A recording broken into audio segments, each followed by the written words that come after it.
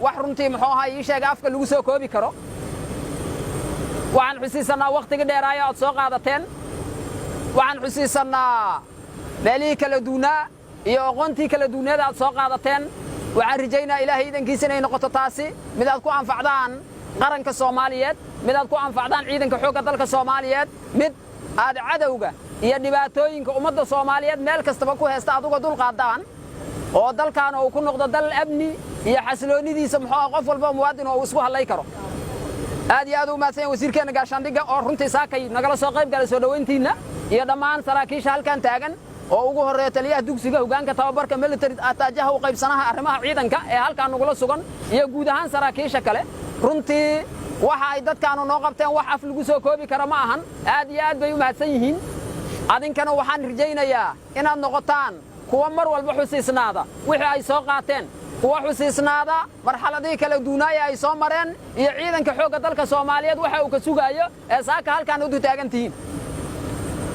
waxaan idin leeyahay mar kale ku soo dhawaada dalkiina hooyo waqti dhow hadii Ilaahay yiraahdo sida dulficooyinka idinka horeeyaba ay u shaqo galeen adinkana waxaad ka shaqo gali doontaan qaybo dalka kamid ah hadii Ilaahay yiraahdo waxaan idin rajaynaa guul iyo caafimaad waxaan ku kulmi doonaa meel kale hadii Ilaahay ogolaado iyo waqti kale aad iyo aad u mahadsantihiin waxaan ku soo dhaweynaa wasiirka wasaaradda soo dhawaada dalkiina hooyo ku soo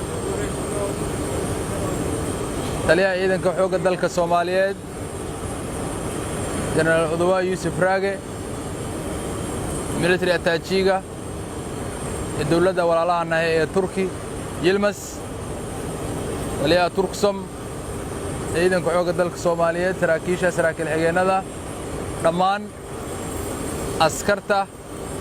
dufcadii guutada gorgor oo maanta soo gaartay 26 ah bishii 9aad 2020 waxaan idin leenahay soo dhawaada insha Allah ta'ala waxaan subaxnimadan aroortaan aan u imaanay waxay tahay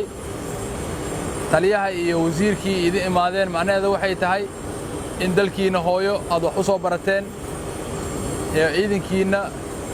ciidamada qalabka sida guud ahaan gaar ahaan ciidanka xoogga dalka Soomaaliyeed inaan idinku soo dhaweyno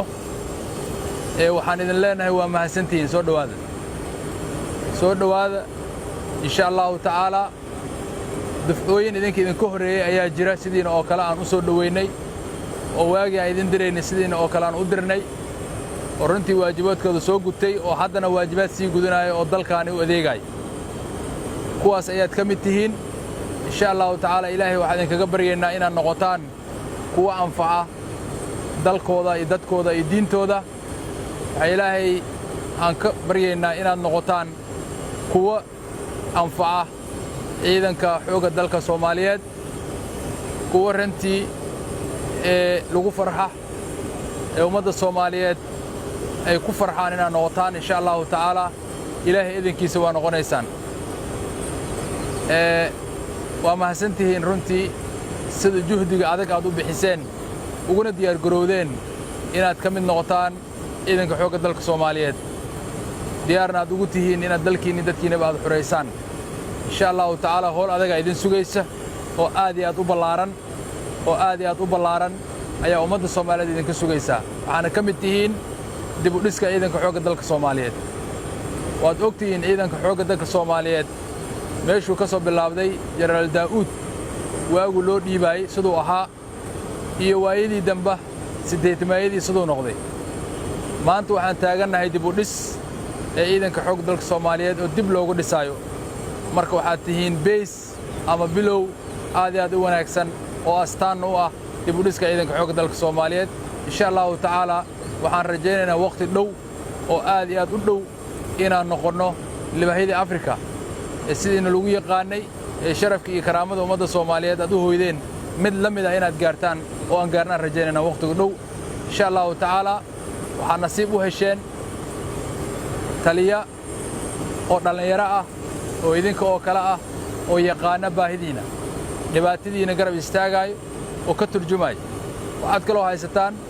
wasiiro ama wasiir wasaaradii gaashaandhigga oo nin dhalinyaro ah oo asigana runtii ay ka go'an tahay in ciidankan dib u dhismo inuu ciidankaani oo dib u yagleelo oo runtii awoodii uu lahaan jiray inuu yeesho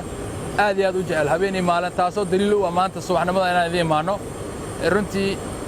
waxaan sidoo kale rabaa inaan u mahadceliyo oo meesha ugu mahadceliyo madaxweynaha jamhuuriyadda federaalka Soomaaliyeed mudane maxamed cabdullaahi maxamed farmaajo oo runtii asigana qayb ka ah inuu ciidankani dib u dhismo haddaa leadershipka uusan raalli ka ahayn maanta meeshaa soo gaartay ma soo gaareen marka taas waxay daliil u tahay inuu madaxweynihiina uu diyaar u yahay inuu ciidankan dib u dhismo ee jamhuuriyadda federaalka Soomaaliyeed oo wasiirkiisaas oo kale taliyay oo ciidanka xoogga dalka Soomaaliyeed ay ka go'an tahay marka taas waxay daliil u tahay inaan dhabbadii aan hayno oo ciidankeena dib ugu dhismi lahaa insha Allah ta'ala aad iyo aad u mahadsantihiin xaqiiqdii ummadda Soomaaliyeed waxaan u rajaynaynaa inay ciidankooda garab istaagaan maanta saraakiil xigeenaha baxay waxaa noo imaaday isha cutub oo ka tirsan guutada gorgor berritina kuwa kala imaan doona maalmaha xigana kuwa kala noo imaan doona insha Allah ta'ala marka sidaa daraadeeda astaantii iyo waxaan haynaa wadadii waxaan haynaa dib u dhiska ciidanka xoogga dalka Soomaaliyeed marka Soomaalida waxaan leeyahay oo walaalaheena ee dibadda ee dalkaba joogaan ciidamadooda inay garab istaagaan dal aan ciidan lahayn dal ma aha ciidanku waa astaanta qaranka marka ciidankeena aan garab istaagna aan u duceyno waana duceysantihiin wassalaamu calaykum waraxmatullaahi wabarakaatuh